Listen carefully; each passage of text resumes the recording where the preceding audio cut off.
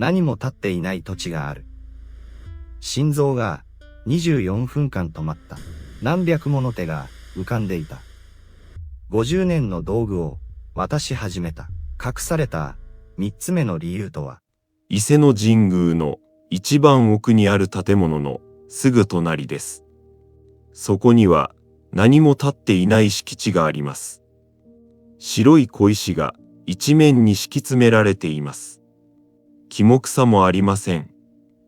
掃き清められていて、足跡一つ残っていません。その真ん中あたりに低い小屋が一つだけ立っています。大人が2人も入れないほどの小さな小屋です。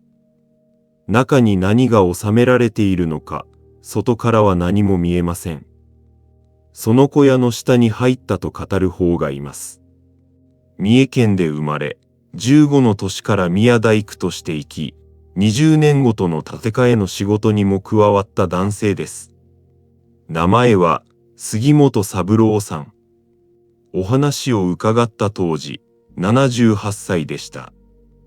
杉本さんは77の秋にその白い小石の上で倒れました。心臓が止まっていた時間は24分間でした。そして戻ってきた杉本さんが語ったのはこういうことでした。あの小屋の下には穴がある。まっすぐ下へ落ちていく、そこの見えない穴である。その穴の壁は土ではない。層になっている。木の年輪のような層が下へ向かっていくつも重なっている。そしてその一つ一つの層の中に手が浮かんでいる。若い手、太い手、赤切れの手、節くれだった老人の手。何百という手が木を削る動きをしたままそこに残っている。20年ごとに壊して建て直す理由として私たちが普通教わることは2つあります。一つは木と屋根の寿命です。土に埋めた柱と草を重ねて作った屋根は20年ほどで傷みが出てきます。もう一つは技を伝えるためです。壊して建て直す機会がなければ木を組む技は一台で消えてしまいます。どちらも間違いではありません。杉本さん自身もそう教わって育ちました。けれども、あの24分間に杉本さんが見せられたのは3つ目の理由でした。そしてその理由を知った日から、杉本さんは50年分の道具を一つずつ人に渡し始めることになります。杉本さんは昭和22年の生まれです。父親は家を建てる普通の大工でした。杉本さんが15で入ったのは、その父の下ではありません。神社や寺の建物だけを扱う宮大工の組でした。同じ大工という名前がついていても、この2つは全く別の仕事です。家を建てる大工は、期日までに決まった金額で住む人の暮らしに合うものを作ります。宮大工が扱うのは100年、200年、それ以上の間、そこに立ち続ける建物です。その組で、杉本さんが最初の3年間にやらされたのは、刃物を研ぐことだけでした。カンナの刃、ノミの刃を毎日砥石の上で研ぎます。木は一切削らせてもらえません。磨いだ刃で先輩が削った木くずを履いて集めるのが仕事でした。杉本さんはその3年が一番腹が立ったと言います。同じ年の友人はもう給料をもらって自分で家の柱を立てていました。4年目にようやく削らせてもらえるようになりました。そして杉本さんはそこで初めて3年間の意味を知ります。刃の研ぎが甘いと削った木の表面がわずかに毛羽立つのです。目では見えません。手のひらで撫でるとわかります。その毛羽立った面は水を吸います。水を吸えば木は腐ります。100年持つはずの木が50年でダメになります。3年間の鳩木は50年先を決める作業だったのです。杉本さんが18になった年に、組の棟梁が杉本さんに初めて自分の道具を持たせました。その中に一本ののみがありました。古いのみでした。柄の端に小さな刻みが3本入っていました。その組の印です。棟梁が自分の師匠から譲られたものでした。道具を渡したとき、棟梁が言ったことを杉本さんは50年以上覚えていました。自分の手で作ったものは自分が死んだ後もそこに立っている。だから恥ずかしい仕事はするな。杉本さんはその言葉をまっすぐに受け取りました。自分が建てたものが自分が死んだ後も残る。これほどありがたい仕事はない。そう信じて20代と30代を過ごしました。そして38の時に20年ごとの建て替えの仕事に加わることになりました。職人としての人生の頂点になるはずの仕事でした。ところが現場に入って杉本さんは2つのことで打ちのめされます。1つ目は自分に与えられた役目の小ささでした。この建て替えには大変な数の職人が関わります。木を切り出す人、運ぶ人、製材する人、削る人、組む人、屋根を仕上げる人、金具を作る人、道具そのものを作る人。杉本さんに割り当てられたのは目立つ柱でも梁でもありませんでした。床下に入る短い横木でした。建物が出来上がれば誰の目にも触れません。参拝する人はもちろん、神職の方でさえ生涯見ることのない部分です。割り当てたのはあの棟梁でした。杉本さんは38でした。腕には自信がありました。自分の手はもっと見えるところを削るべきだと正直に言えば、そう思っていたそうです。理由を聞いても、棟梁は何も答えませんでした。お前はそこだ、と言われただけでした。二つ目がもっと深く刺さりました。古い方の建物が解体される日です。そこに立っていたのは、20年前にその棟梁が組んだ建物でした。杉本さんが歯を研いでいた、あの頃の棟梁の仕事です。杉本さんは、その建物を下から上まで時間をかけてみました。どこにも傷んだところがありませんでした。柱はしっかり立っていました。組み手には隙間一つありません。板は色が深くなって、かえって美しくなっていました。杉本さんの目には、あと100年でも経っていられる建物に見えました。それが順番に外されていきました。屋根が下ろされ、板が外され、組み手が抜かれ、柱が倒されます。半日で、そこは何もない地面になりました。杉本さんは、その時、口には出さず、はっきりと思ったそうです。もったいない。まだ使えたのに。その日から、杉本さんの中で何かが冷えていきました。自分の手で作ったものは、自分が死んだ後も立っている。棟梁はそう言いました。けれども、棟梁が作ったものは、20年で外されました。棟梁が生きているうちに、目の前で外されたのです。そして自分が今削っている床下の横木も、20年後には同じように外される。杉本さんがその仕事に費やしたのは3年でした。その3年の仕事は、20年後に壊されることが最初から決まっていました。棟梁はその翌年に亡くなりました。杉本さんはあの日に思ったことを一度も言えませんでした。杉本さんは40を過ぎてから宮大工の仕事を離れました。仕事の数が減ったこと、収入のこと、子供の学費のこと。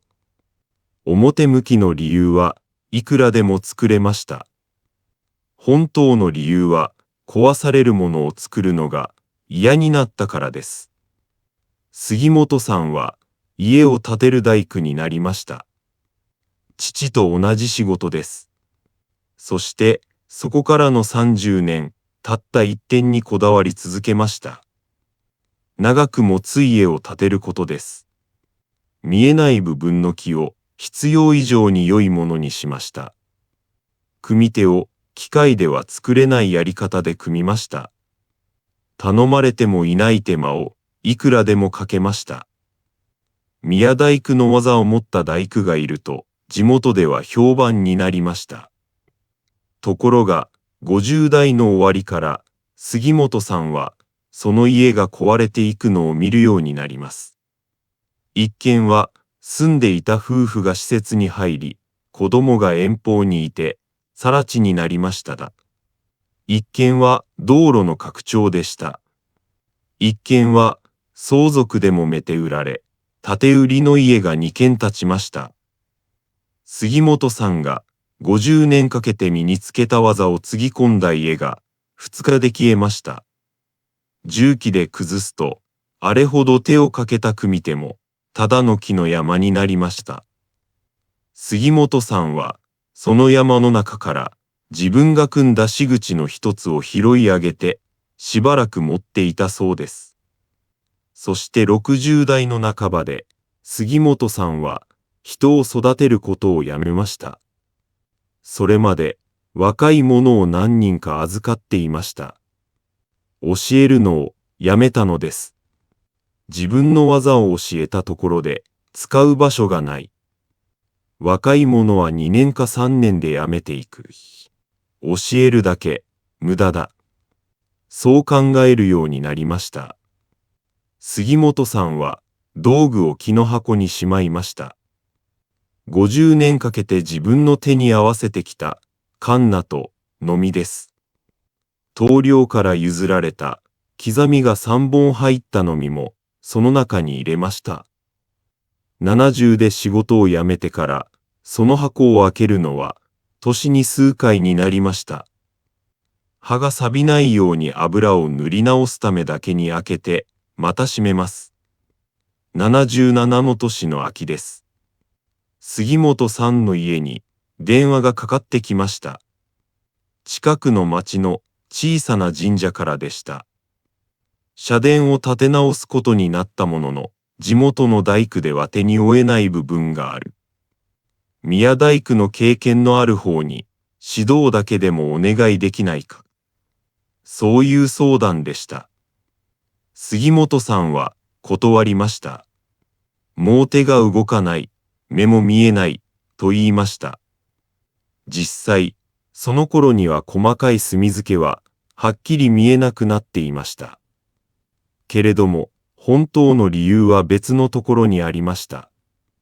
指導だけをするというのが嫌だったのです。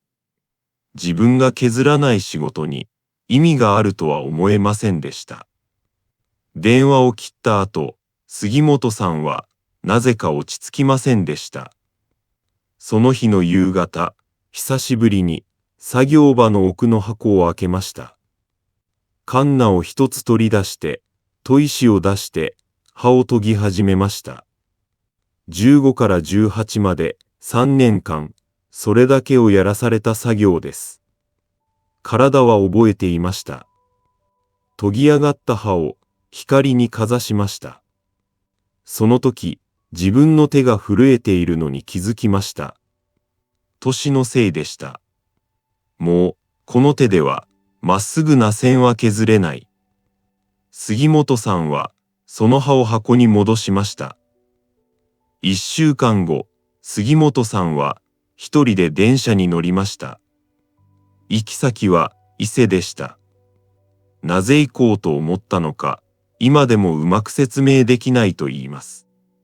38の時に3年間通った道をもう一度歩いておきたかった。それくらいの気持ちだったそうです。11月のよく晴れた日でした。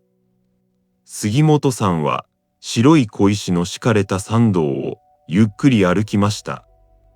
そして一番奥まで進んで社殿の前で立ち止まりました。その隣に何もない敷地があります。白い小石が一面に敷き詰められています。真ん中あたりにあの低い小屋がポツンと立っています。20年後に次の建物が建つ場所です。そして40年前、杉本さんが床下の横木を削った建物が建っていた場所でもありました。杉本さんはその白い小石を長い間見ていました。自分が3年かけて削った横木はもうこの世界のどこにもありません。あの建物は解体され、部材は他の場所へ渡されました。見えないところの短い横木です。作った時も誰にも見られませんでした。自分の50年は一体何を残したのか。杉本さんはその時生まれて初めて自分の仕事人生を無駄だったと思ったそうです。そう思った直後に視界が白くなりました。胸を押さえる間もなかったと言います。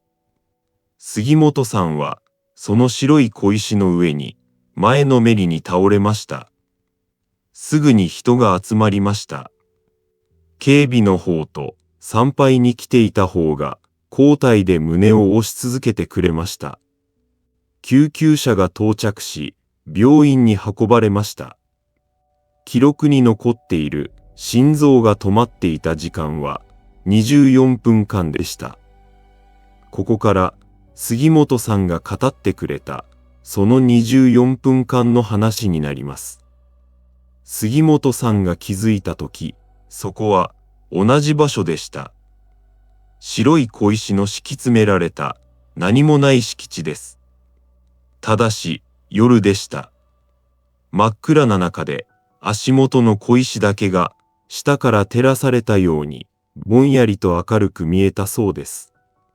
音はありませんでした。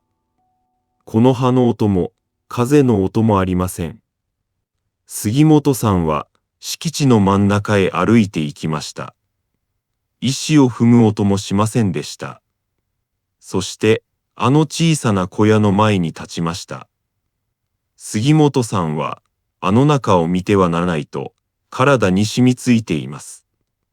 40年前もそばを通ると極めを伏せていました。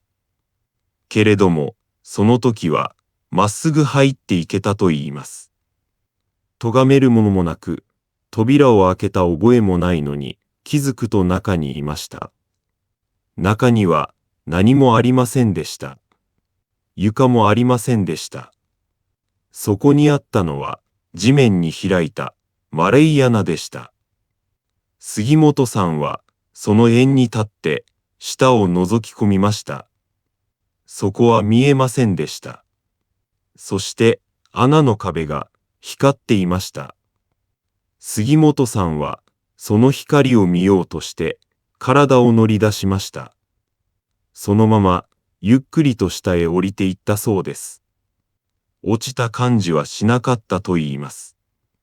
降ろされていく感じだったと。降りていく途中で杉本さんは壁の作りを見ました。土ではありませんでした。層になっていました。木の年輪のようなはっきりとした層がいくつも下へ向かって重なっていました。そしてその一つ一つの層の中に建物がありました。光でできたあの社殿の形です。小さく透けて見えます。一つの層に一つの建物です。杉本さんはその層を数えながら降りました。10を過ぎ、20を過ぎ、30を過ぎました。40を過ぎたあたりで数えるのをやめたそうです。一つの層が20年です。そして、それぞれの建物の周りに手がありました。人ではありません。手だけです。一つの層に何百という手が建物を取り囲むようにして浮かんでいました。若い手がありました。指の太い手がありました。節くれだった老人の手がありました。血の滲んだ手も赤切れの手もありました。その手はみんな動いていました。削る動き、押さえる動き、叩く動き、持ち上げる動き。杉本さんはその動きを見てすぐにわかりました。カンナをかけている手です。のみを構えている手です。木を支えている手です。自分が50年やってきた動きと寸分違わない動きをその手たちがしていました。深い層に行くほど手の数が減っていきました。道具も違いました。もっと素朴な形をしていました。そして一番深いところ、もう建物の形すら見えないところに、たった一本、まっすぐな柱が立っていました。その周りに10いくつの手があるだけでした。杉本さんがその柱を見上げた時です。説明された覚えはありません。声も聞いていません。ただ、目の前のものが何であるかが、初めから知っていたことのように、腑に落ちました。この場所で守られてきたのは、建物ではありませんでした。木でもありませんでした。手でした。そして杉本さんは、そこで40年抱えてきた問いの答えを受け取ります。木は放っておいても200年、300年持ちます。石で組めば1000年持ちます。持たないのは手の方です。一人の人間の手が一番よく動く時期は20年ほどしかありません。若いうちは力はあっても木の読み方を知りません。年を取れば読めるようになっても手が震えます。その真ん中の20年です。だから間隔が20年にしてあるのです。20年ごとに壊して立て直せば、一人の職人は生涯に3度、この仕事に立ち会うことになります。1度目は20代です。何もわからないまま道具を研ぎ、木くずを履き、先輩の手を見ています。2度目は40代です。自分の手が一番動く時期で、責任のある部分を任されます。3度目は60代です。もう体は動きません。代わりに若い者に見せる側になります。この3度が必ず一人の中で重なるように間隔が決められていました。20年より長くすれば教える者が生きているうちに間に合わなくなります。20年より短くすれば木が育ちません。木の寿命と人の手の寿命。その2つがちょうど噛み合う数字が20年でした。建物を壊していたのではありませんでした。手を渡していたのです。杉本さんはそこで降りてきた壁をもう一度下から上まで見上げました。層と層の間に細い光の筋が無数に走っているのが見えました。下の層の手から上の層の手へまっすぐ伸びている筋です。ある層の節くれだった老人の手から上の層の若い手へ。その若い手が次の層では中年の手になり、また上の若い手へ。その筋が一番下の底から一番上まで一本もちぎれることなく続いていました。杉本さんは自分の層を探しました。見つけました。上から数えて、2つかの層でした。そして、自分の手を探しました。ありました。38の自分の手が、床下に入る短い横木を削っていました。誰の目にも触れない部分です。40年間、割に合わないと思い続けてきた仕事です。杉本さんは、その手をしばらく見ていました。それから目を上げました。自分の層のすぐ上の層です。20年後の建て替えです。杉本さんが加わらなかった建て替えです。そこにもたくさんの手がありました。その中に若い手が一つ、あの短い横木と同じものを削っていました。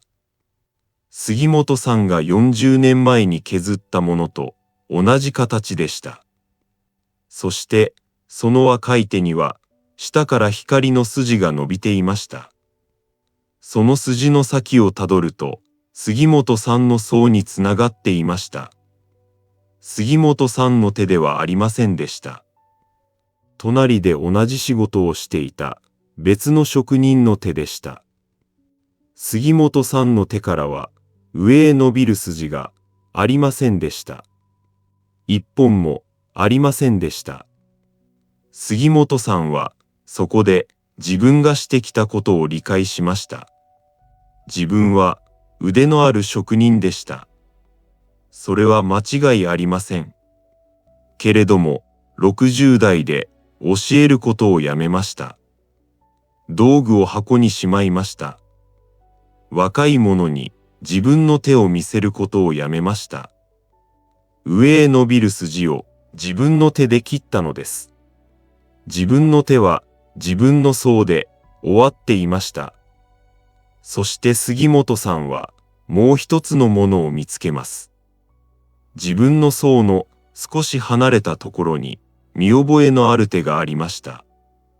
親指の付け根に大きな傷のある手です。棟梁の手でした。杉本さんが15の時から毎日見てきた手です。その手からは光の筋がまっすぐ上へ伸びていました。そしてその筋の先は杉本さんの手につながっていました。つながっているだけではありませんでした。杉本さんの層の建物をその筋が下から支えていました。杉本さんはその時40年前のあの日に思ったことを思い出しました。もったいない。まだ使えたのに。解体されていく棟梁の建物を見ながらそう思ったのです。けれどもこの壁の中から見ると全く違っていました。棟梁の建物は失われていませんでした。棟梁の手はそのまま上へ伸びて次の建物を支えていました。そしてその次もその次も支えていました。建物は20年で消えます。手は消えていません。杉本さんが若い頃に叩き込まれたあの言葉です。自分の手で作ったものは自分が死んだ後もそこに立っている。杉本さんはその言葉を建物のことだと思っていました。立っていたのは手の方でした。そして杉本さんは最後にもう一つのことに気づきます。棟梁の手が浮かんでいる層は杉本さんの層です。40年前の建て替えです。その2つかの層に目が行きました。棟梁が20代だった頃の建て替えです。そこにもたくさんの手がありました。その中に親指の付け根にまだ傷のない若い手が一つありました。その手が削っていたのは床下に入る短い横木でした。杉本さんが40年前には利当てられたものと同じ部材でした。杉本さんはその瞬間40年間わからなかったことを理解しました。棟梁は杉本さんを軽く見て、見えない部分を割り当てたのではありませんでした。自分が始めた場所を渡していたのです。自分の手が一番最初に触った部材を次の人間に触らせていたのです。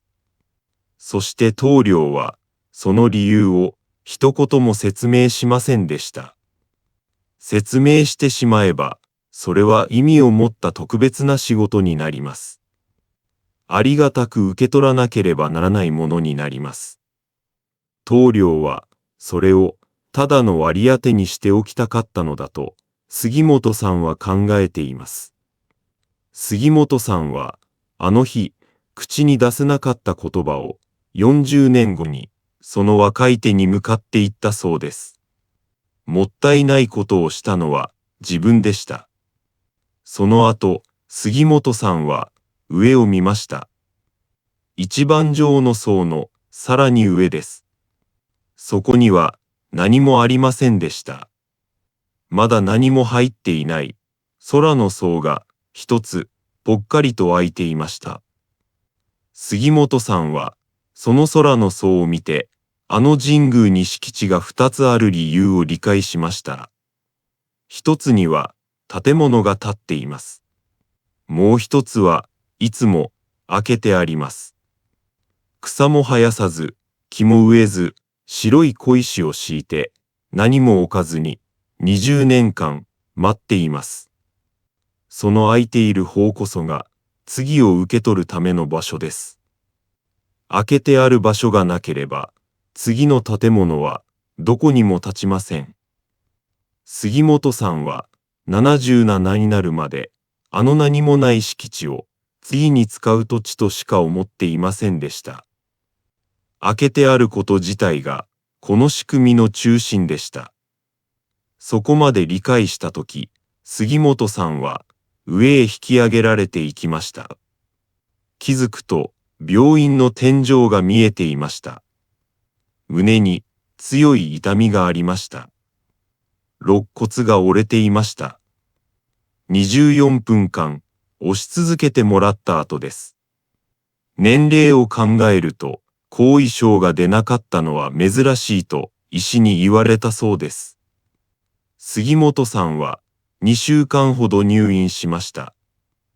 退院して家に戻った日に最初にしたのは作業場の奥の箱を開けることでした。そしてあの小さな神社に自分から電話をかけました。指導だけでよければ行かせてもらいたい。そう伝えました。杉本さんはその現場に1年半通いました。自分ではほとんど何も削っていません。手が震えるからです。やったことは3つだけでした。若い大工の手元を見て刃の研ぎ方を直したこと。自分の作業台を持ち込んで若い者の前で組手を一つ実際にやってみせたこと。震える手でしたから線はまっすぐになりませんでした。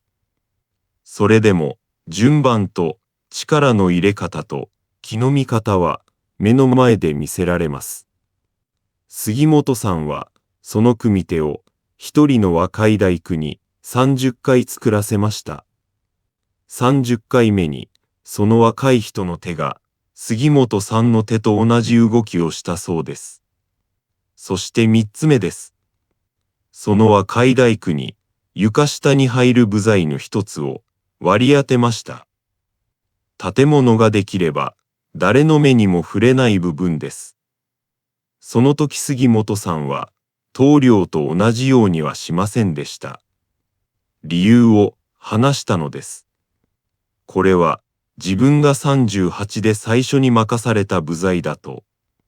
そして自分の師匠が20代で最初に触った部材でもあると。自分の師匠はそれを黙っていた。自分は黙っておけるほど時間が残っていない。だから言っておく。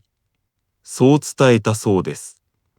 そして杉本さんはその若い大工にあののみを渡しました。柄の端に刻みが3本入った古いのみです。杉本さんは今78歳です。道具を少しずつ人に渡しています。50年かけて自分の手に合わせてきたカンナとのみです。使い方の癖まで説明して渡します。そして毎年秋に伊勢へ行きます。白い小石の敷き詰められた何もない敷地の前に立ちます。自分が倒れた場所です。そこでいつも同じことを考えると言います。自分が3年かけて削った横木はこの世界のどこにも残っていない。誰にも見られなかった。写真も1枚もない。それでもあれは消えていない。自分が30回作らせた組手があの若い人の手の中でまだ動いているからです。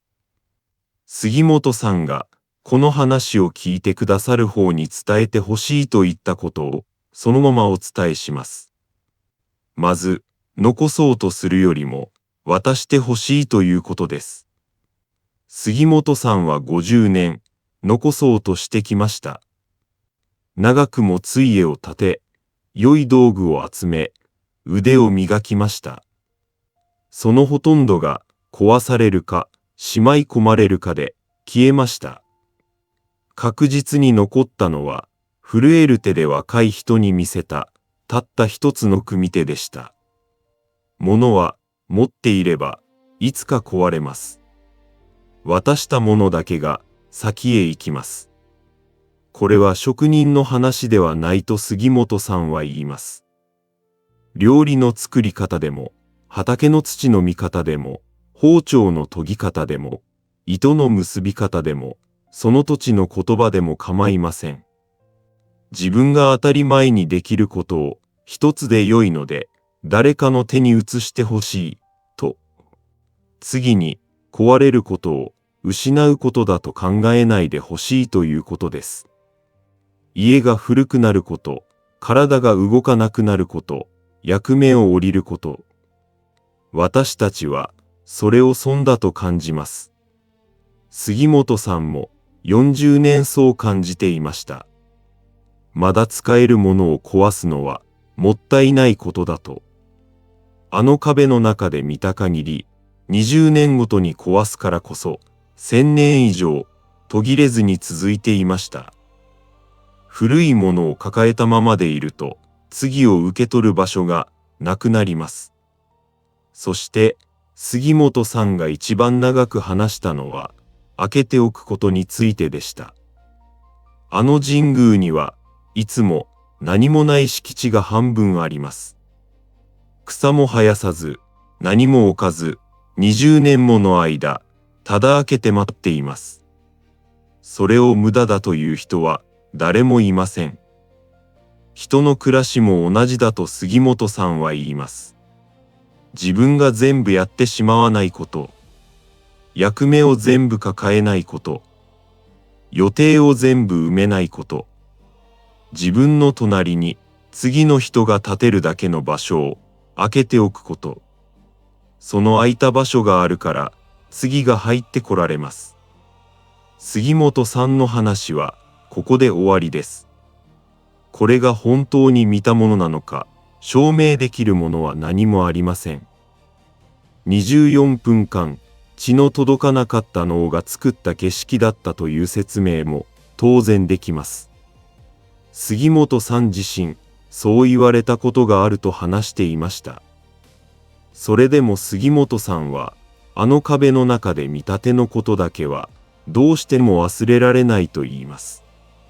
名前もわからず、記録にも残らず、写真も一枚もなく、それでも下から上へ、一本もちぎれずに続いていた、あの筋のことを。伊勢のあの敷地には、今も何も立っていません。